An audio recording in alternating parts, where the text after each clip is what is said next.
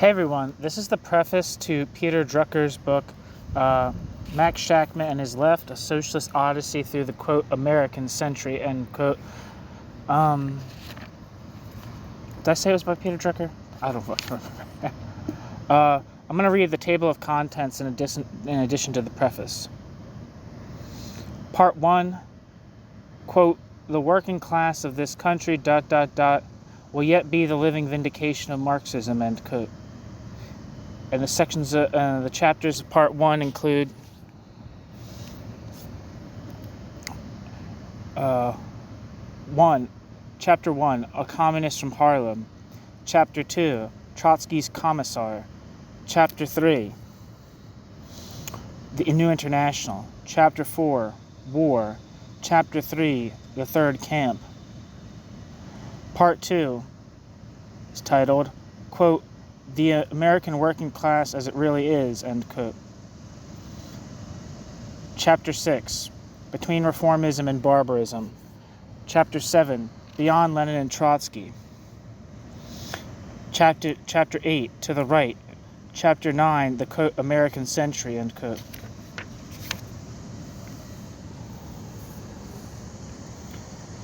This book attempts to introduce in the United States not only to an almost introduce people in the United States. Jesus Christ. This book attempts to introduce people in the United States not only to an almost unknown man, Max Shachtman, but to the little-known world Max Shachtman lived in, the world of the U.S. left in the 1920s, 1930s, and 1940s. Max Shachtman's own words are often used to tell the story. Shachtman was a gifted speaker and writer, never happier than when he was showing off his knowledge or ridiculing someone he disagreed with. Shachtman's words are often eloquent, but they are a product of a time when people read a lot, talked a lot, and never watched television. Shachtman's audiences were willing to put up with long speeches and long sentences rounded out with extra clauses and adjectives. They also appreciated a higher level of emotion than is fashionable today. The reaction against, quote, sentimentality, end quote, in speaking and writing could be seen as a loss, as a reflection of the pervasive sense in our consumer society that every kind of feeling, like everything else, is for sale. But people's taste in prose is what it is. Few readers today have the patience to wade through Shachtman's unedited words. Enough of his words remain here that readers should be able to appreciate his style. Shachtman's audiences were immersed in the doctrines and vocabulary of Marxism, whereas most book-buying, left-leaning people in the United States today are not.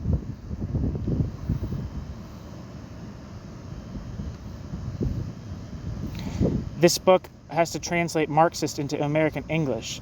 As the Polish-born Marxist Tamara Deutscher once remarked, no one who has not tried this kind of translation can imagine how difficult it is. But after all, Marxists in the United States have to attempt this same translation whenever we try to explain our politics. We can only hope that our language and our audience's language will eventually converge to create a new language, rich both with what Marxist theory has to offer and with the idiom of people's lives in the United States. Besides the difficulty of finding a language in which to introduce readers to Shachtman, there's the difficulty of focusing on some of the events and works in Shachtman's life and leaving out others. The man lived through 7 decades. Through most of them, his thinking and activity were bound up with developments in half a dozen movements in dozens of countries.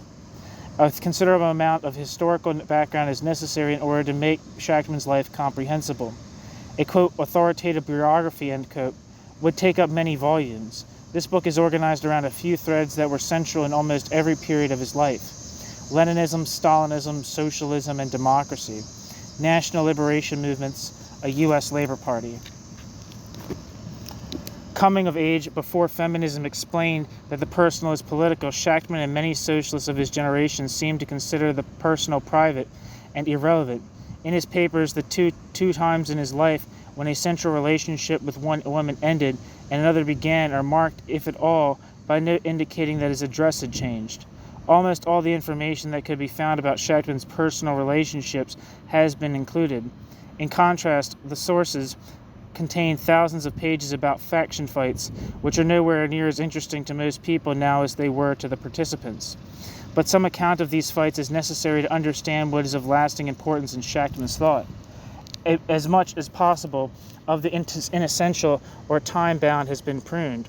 Within these limits, this book is the first attempt at a comprehensive examination and evaluation of Shachtman's thought and career as a whole. It tries to learn from and go beyond the valuable accounts that have already been published of different aspects of Shachtman's politics. Eric Chester on his attitude towards the Democratic Party, Maurice Eiserman on his relationship with the New Left, Alan Wald on his influence on intellectuals. It also tries to learn from the traditional accounts of Shachtman's political evolution as seen from several current political perspectives without accepting any of them unexamined. It presents Shachtman as a major, sometimes brilliant socialist thinker who made mistakes even at his best moments and had insights even at his worst moments.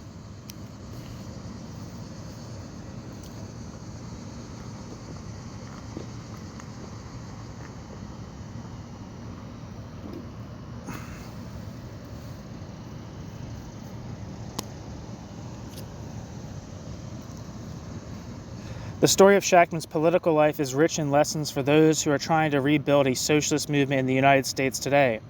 By unearthing some facts about Shachtman and the movements Shachtman led, the book tries to help people make their own judgments. At the same time, since I am a socialist myself, I indicate from time to time the lessons I draw from Shachtman's story. He would disagree with many of my comments, and I imagine that he would forgive me for making them. Shachtman cared passionately about politics, was never able to discuss them with scholarly detachment, and would not have been likely to expect such superhuman self-restraint from me.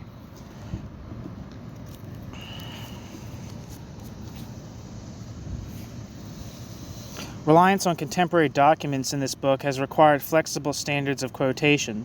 Punctuation that cannot be reconciled with the rules taught today in U.S. schools has been adjusted.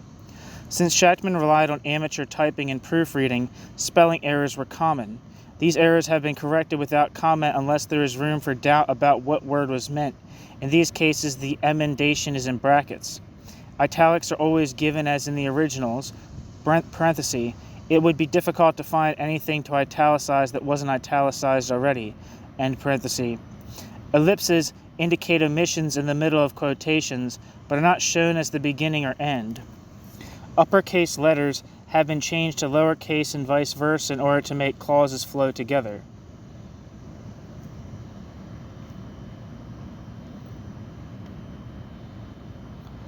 One detail of punctuation that may require comment is the book's varying system of capitalization. I use capital letters to refer to organizations and their members, e.g. Democratic Party, Socialist, parenthesis, Socialist Party members, end parenthesis, Communism, parenthesis, of the Communist parties, end parenthesis, and lowercase letters to refer to political and social systems or perspectives, Democratic, Socialist, Communism. Some readers may find the distinction between, quote, official communist policy, end quote, Shachtman's communist vision, end quote, confusing. But for Shachtman, by the mid-1930s, the first was bureaucratic Stalinism, the second was democratic Marxism, and the two were essentially antagonistic. The difference in punctuation is meant to suggest gently a difference that was passionately felt. A special problem arises with the people in this book, the use of pseudonyms and nicknames. With the passage of the Voorhis Act in 1940, Shachtman and his friends were committing crimes for being involved in international socialist organizations.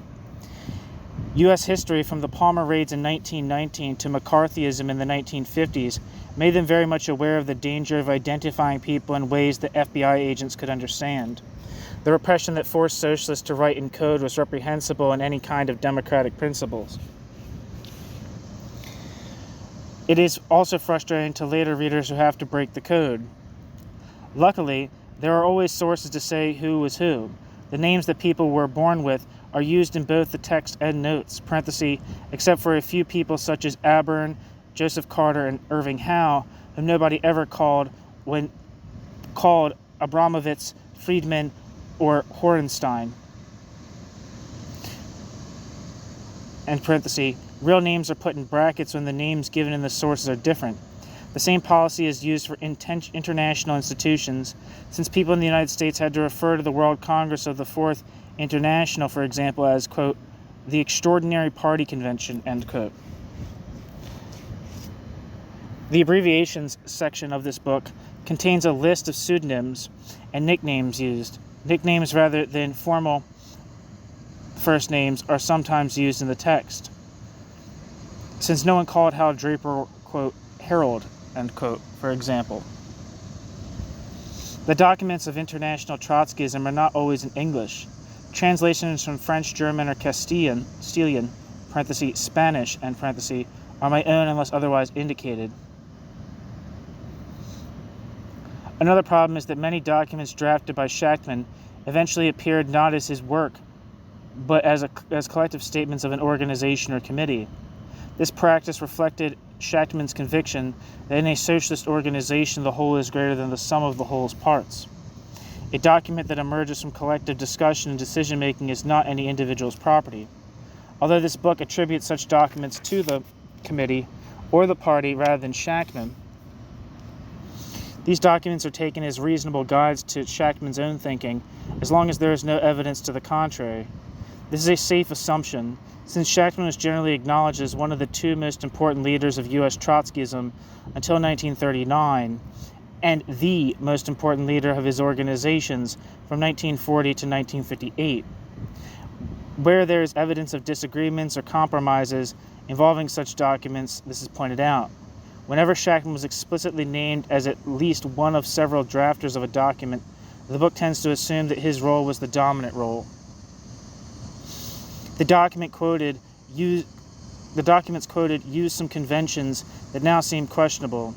They often use, quote, he and, quote, him, end quote, to refer to socialists in general, for example. Parenthesis, unfortunately, the male minority in the world at large has managed to become a majority in the socialist movement, but referring to all socialists as males seems to add needless insult to the many injuries women have put up with, end parenthesis.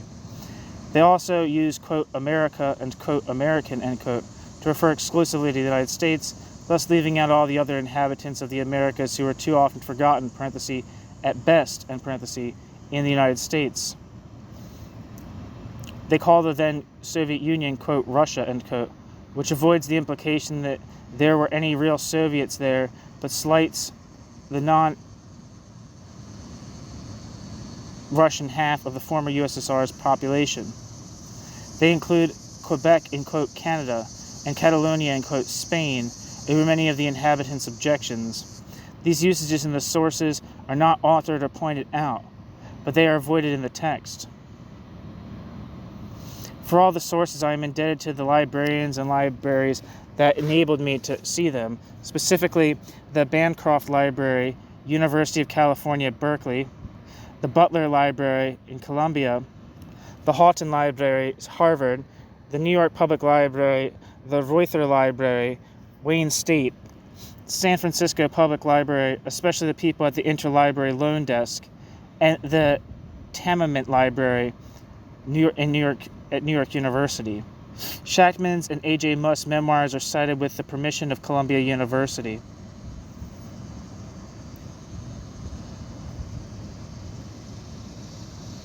Of the Columbia University Oral History Research Office and the Trotsky Archives with the permission of the Houghton Library. The Tamiment Library in particular has been an invaluable resource, and I am grateful to Robert Eberwein, Peter Filardo, and Peter Allison of its staff for their help. The helpfulness of librarians and the wonderfulness of libraries always seems to contrast strikingly with the factories and stores that are run by the supposedly more efficient profit motive. I owe many thanks to many people for my good fortune in being able to write this book. Encouragement and comments from my mother, Edith Drucker, were important to the project. The commitment to knowledge and social justice she encouraged in me while I was growing up was indispensable. My lover, Christopher Beck, put up with me, parenthesis, or without me, end parenthesis, throughout the work with enormous patience and generosity, in ways that would require a whole book to detail. He also helped me enormously with his keen sense of awkward phrasing and obscure jargon. Alan Wald encouraged me warmly when I first thought about beginning the work. Glenna Matthews gave me the benefit of her experience as a historian, gave some excellent advice on reorganizing the book, and worked selflessly to help find a publisher. Kent Worcester corrected and suggested improvements to my references to C.L.R. James. Bill Felice helped substantially with the practical task of getting the manuscript ready. David Hacker and Patricia Friend, who are working on their own biography of Shachtman, generously allowed me to draw on their research, particularly their interview with Michael Harrington. Herman Benson, Hal Draper, Joel Geyer, Emmanuel Geltman, Albert Glotzer, Gordon Haskell, Tom Kahn, Morris Lewitt, and Leo Seidlitz generously allowed me to interview them and filled in many gaps in the written record with their recollections. I am especially indebted to Glotzer and to Julius and Phyllis Jacobson. Glotzer showed extraordinary patience and care in giving me not only many hours of interviews, but many pages of corrections. The Jacobsons also gave me many pages of corrections, additional information, and insightful criticisms. Numberless friends and acquaintances have patiently listened to me babble on about Max. They have even, through occasional questions, pointed out that I had failed to explain or failed myself to understand. I owe the most to those who taught me my Marxism through long years of collaborative efforts at building the socialist movement. Several of these comrades, Sam Farber, David Finkel, Michael Louvy, Ernest Mandel, Joanna Misnick, Charlie Post, Alan Wald, were generous enough to read drafts of the book and give me the benefit of their insightful, though at times conflicting, opinion. Michael Louvy generously read 2 different drafts and highlighted several crucial historical and theoretical issues for me. I have been uniquely fortunate in having a series editor, Paul LeBlanc, with an extraordinary broad knowledge of U.S. leftist history and acute sensitivity to unfair, unsubstantiated criticism. I am grateful as well to my Humanities Press production editor, Cindy Nixon, for her enthusiasm and help. Although the book that came out at the end cannot be seen as a collective document, historical and theoretical judgments being too fluid and tentative to be voted on by groups, the thought that went into it certainly was collective. For this reason, I have no honorable choice but to dedicate the book to my comrades in the organization Solidarity and the Fourth International and to revolutionaries around the world. Their struggles made it possible, and I hope their struggles will be informed by it.